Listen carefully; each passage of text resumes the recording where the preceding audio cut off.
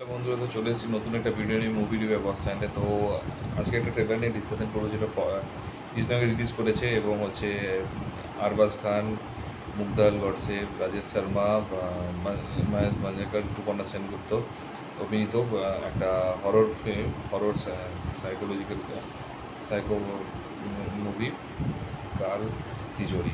তো মুভিটার অ্যাকচুয়ালি ট্রেলারটা মানে প্রপারলি হরর লেগেছে অ্যাকচুয়ালি।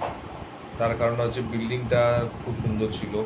মানে মানে অ্যাকচুয়ালি হররে আমি আবারও বলেছি যে এটাকে অনেকবার আমার আমি শোক বা গুড বয়, মানে গুড বয়টা ডেফিনেটলি একটু ডিফারেন্ট ছিল, কিন্তু বাকি যে সমস্ত যে ভূতের সিনেমা তাতে বলেছি যে মানে সিনেমাতে, ভূতের সিনেমাতে চারটে জিনিস: একটা হচ্ছে সাউন্ড, একটা হচ্ছে লাইটস, একটা হচ্ছে যে প্লেস, যে হন্টেড হাউসটা যেটা হয় বা হন্টেড, এবং চারটা হচ্ছে এক্সপ্রেশন। এই চারটে জিনিস যদি ঠিকঠাক থাকে তাহলে একটা ভূতের সিনেমা ডেফিনেটলি ভয় দেখাবে।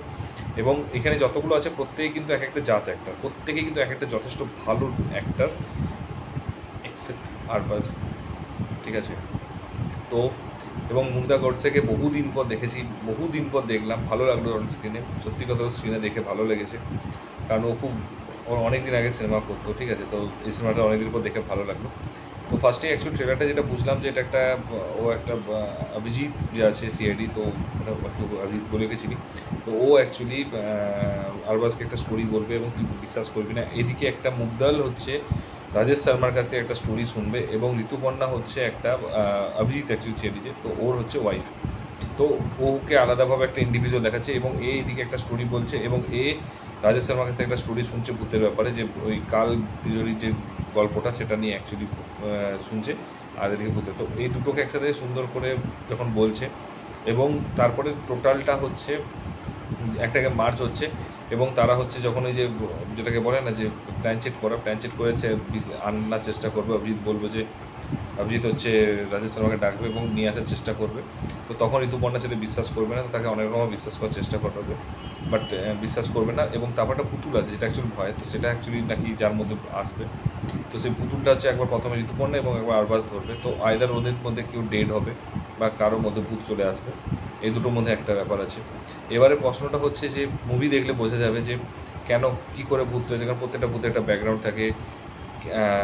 কাকে কজন মারা যাবে বা কী করে মারা যাবে, কী করে সে মারা গেছিলো, কেন সে আসছে, আর কেন সে এখনও তার শান্তি পায়নি। তো এইগুলো সব কিছু মুভিতে দেখলে বুঝতে পারবে। বাট এখানে সত্যি কথা বলতে ট্রেলারটা অ্যাকচুয়ালি মনে হচ্ছে না পুরো একদম ফার্স্ট, মানে 2 ঘন্টার মুভির জাস্ট মাঝখানে 3 মিনিট পার্টটাকে তুলে এনে, 2 মিনিট পার্টটাকে তুলে এনেছে, সেরকমই লেগেছে। আর মানে সবচেয়ে ট্রেলারটা ভূতের আছে, সবই বুঝতে পারছে, সব এটা এরা হাজব্যান্ড ওয়াইফ বোঝাচ্ছে।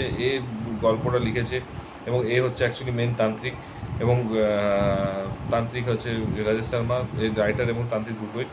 এবারে কথা হচ্ছে কিছু কিছু টুইস্ট হচ্ছে সত্যি কথা বলতে কি, এবং লাস্টে অভিজিতের মধ্যে একবার ভূতটা আসবে এবং তাকে হসপিটালে বেডে দেখা যাবে।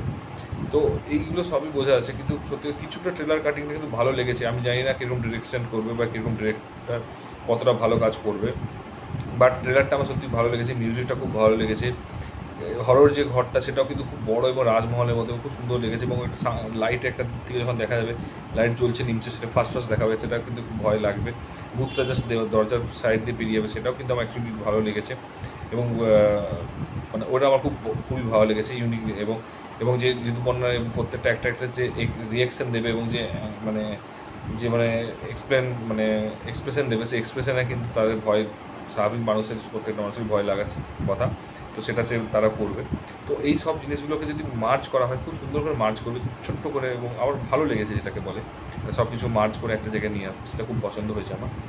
আর যেটা মানে ট্রেলার কাটিং যে বুঝতে পারা যাচ্ছে না যে দুটো টাইম ফ্রেমে হচ্ছে না, একটা টাইমে গডসে হঠাৎ করে মুগ্ধাল গডসে ডিসকাশন চলছে, এদিকে হচ্ছে আরবাজ খানের সাথে ডিসকাশন চলছে, এবং এইগুলো ব্যাপারটা হচ্ছে অ্যাট এ টাইম হচ্ছে নাকি হচ্ছে দুটো আলাদা টাইম ফ্রেমে হচ্ছে, যে হয়তো এই ব্যাপারটা যে কেউ হয়তো বা কে ভূত বোঝা যাচ্ছে না, হয়তো এরা হতেও পারে যে এদের মধ্যে কেউ ভূত, বা হয়তো গডসে, মুগ্ধাল গডসে বা কোনো একটা কারণে। তো টোটালটা একটাকে মানে অ্যাকচুয়ালি খুব সুন্দর করে ট্রেলার কাট করেছে, তো যেটা আমার খুব ভালো লেগেছে। তো প্রেডিক্ট করা যাচ্ছে না বেসিক্যালি, মানে মোদ্দা কথা হচ্ছে স্টোরি প্রিন্ট করা যাচ্ছে না, যেটা আমার খুব ভালো লাগে। যেসব সিনেমা স্টোরি প্রিন্ট করা যায় না সেগুলো আমার সত্যি কথা বলতে ভালো লাগে, তো তার মধ্যে এটা একটা। তো যদি তোমরা কেউ দেখে থাকো দেখে এসো, ঠিক আছে? যদি কীরকম লাগবে ট্রেলারটা দেখো, যে 14ই নভেম্বর রিলিজ করবে, আর নেক্সট উইকে। আর যদি দেখে না থাকো ট্রেলারটা অলরেডি, তাহলে অবশ্যই কিন্তু আহ, মানে দেখে এসো এবং জানিও কমেন্ট বক্সে কেমন লেগেছে। আর যদি ভিডিওটা কেমন লাগলো সেটা একটু অবশ্যই জানিও। আর যদি চ্যানেল নতুন হও একটু সাবস্ক্রাইব করে দাও। তো দেখা হচ্ছে পরের ভিডিওতে। ভালো থেকো, take care, tata, bye by.